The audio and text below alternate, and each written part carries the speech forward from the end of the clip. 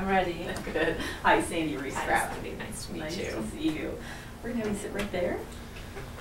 And then Mark can wire you up.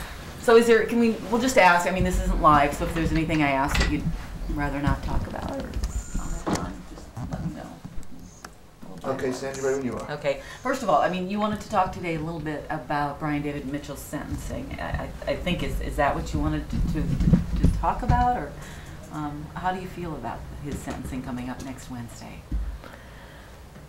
I am looking forward to it being done, but I'm also looking forward to May 25th because it's National Missing Children's Day. Mm-hmm. And I'm looking forward to speaking out about some other children who are still missing and all the prayers and support that I was given.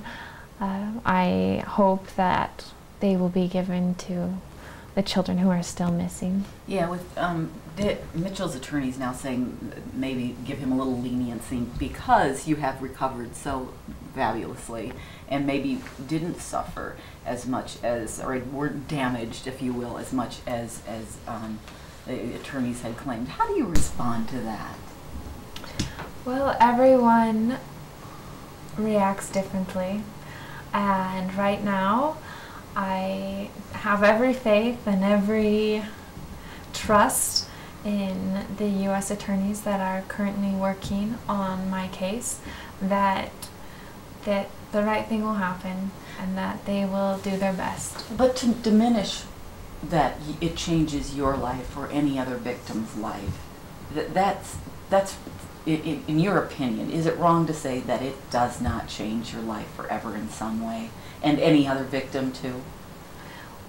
Well, certainly I wouldn't be here today if that hadn't happened, and no one can say what anyone else has gone through. I don't think anyone can truly judge that, but once again, I think that the attorneys will do everything in their power to make sure the right outcome happens. And as for me, I will continue to live my life and I will continue to try to make a difference for other victims, other children, other survivors out there.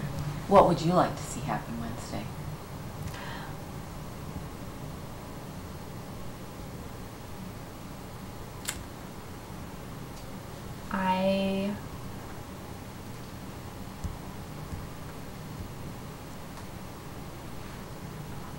Do you think that he should be allowed to go to a mental facility rather than state prison for life? I really am not. One moment. That's Let okay. me think about this. That's okay. Yeah, like I said, we're not live. I mean, does it matter to you what the punishment is?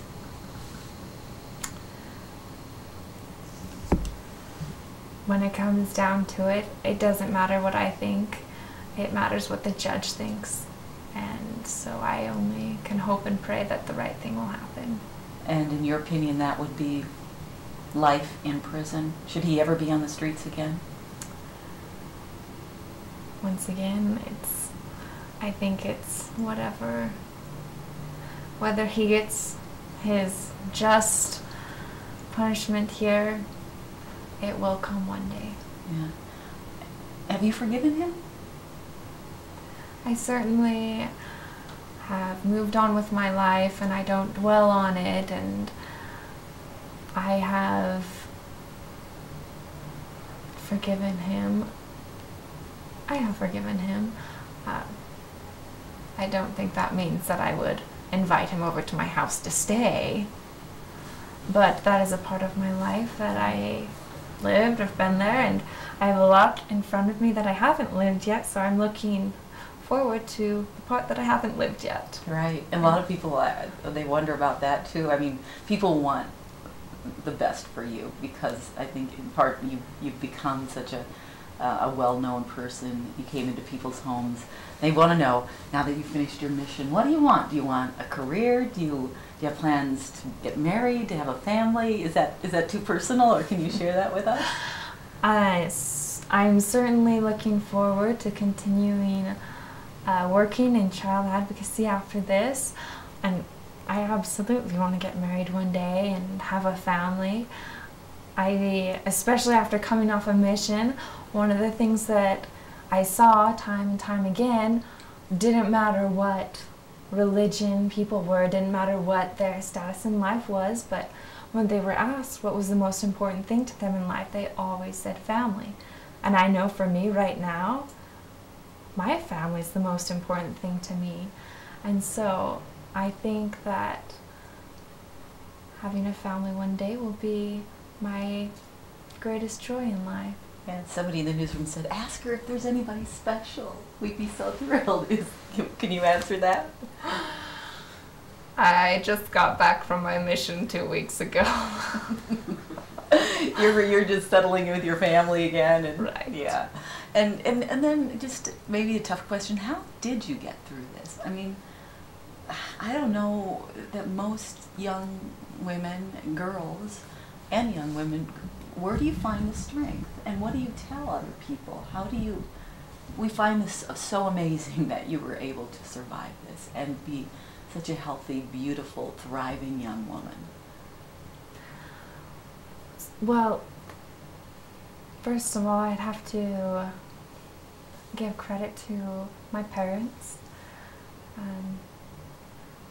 Anyone who doesn't know it already, but for anyone who doesn't know it already, they're incredible people, and they mean the world to me, and I love them, and I think a lot of it was in how they raised me, which included being brought up in a member of the Church of Jesus Christ of Latter-day Saints, and having those teachings and those doctrines taught to me from the time I was born. And so being taught everything that I had through my life gave me such a bigger picture that this life isn't it, it's not the end, that we have a loving Heavenly Father who loves us always no matter what, and that we were given so many gifts, and among them was the gift to choose, and that we can choose what we do in this life, and that includes what other people do, and their choices will affect you, but that God never forces you to do something you don't want to do. It's always a choice. And so knowing that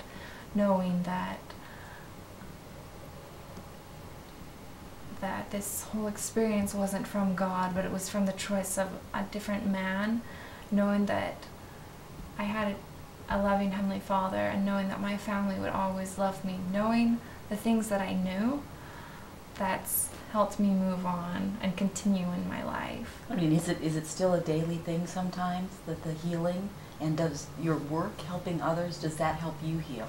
Well, everybody heals in a different way, and for me, not to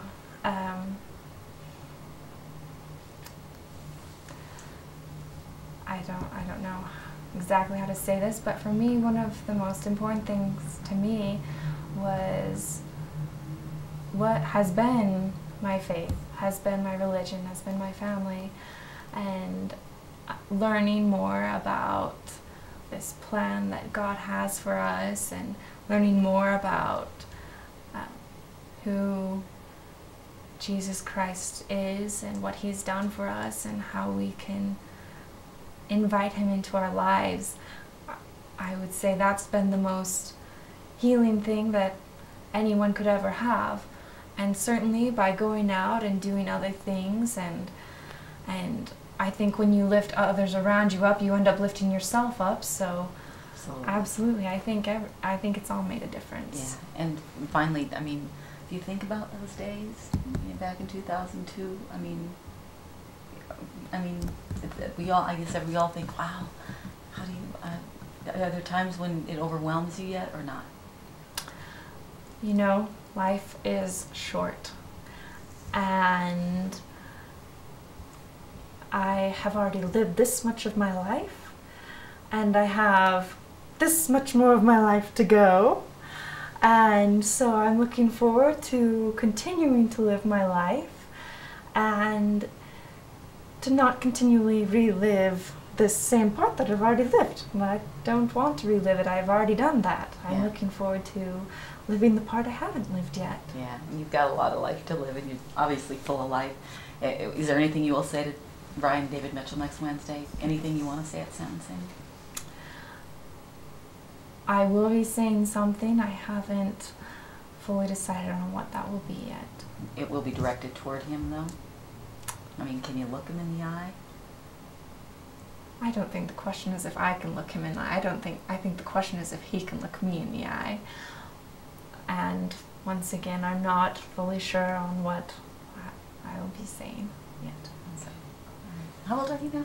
I am 23. 23. And what kind of work do you want to go into then? Like, is there something here in Salt Lake? Or? Well, recently we founded the Elizabeth Smart Foundation, and so we're working on a few different issues, and that including the Rad Kids program, which is incredible. It's empowering to children, whether it's a kidnapping victim, a sexual abuse victim, any type of abuse, physical abuse victim.